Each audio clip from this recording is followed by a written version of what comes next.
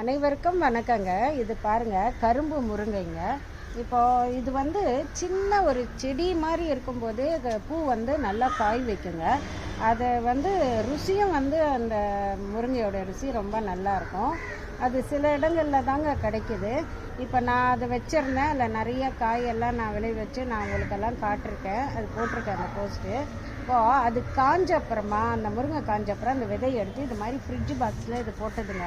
இதை பாருங்கள், இந்த முருங்கை வந்து ஃப்ரிட்ஜ் பாக்ஸில் போட்டது.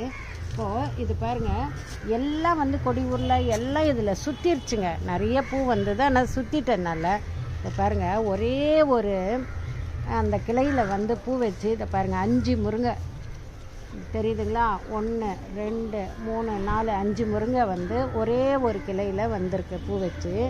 அங்கே வந்து நல்லா முத்தின மாதிரி ஒரு முருங்கை இருக்குங்க. இது வந்து எல்லாம் சுற்றிட்டனால இது மாதிரி ஆயிடுச்சுங்க. இல்லைன்னா ஒரு 15-20 ஒரு தடவையும் காய்க்குங்க.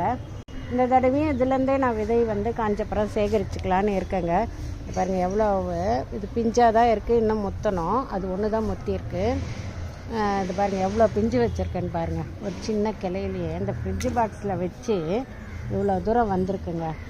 இது வந்து திண்டுக்கல் அந்த மாதிரி பகுதிகளில் வந்து இது கிடைக்கிது. நிறைய பேர் அதை சேல்ஸ் கூட பண்ணுறாங்க. இது வந்து காய்க்காததுனா இதை நம்ம வந்து முருங்கைக்கீரையை வந்து சமையலுக்கு உபயோகப்படுத்தலாங்க. ருசியாக இருக்குங்க. அனைவருக்கும் மிக்க நன்றிங்க.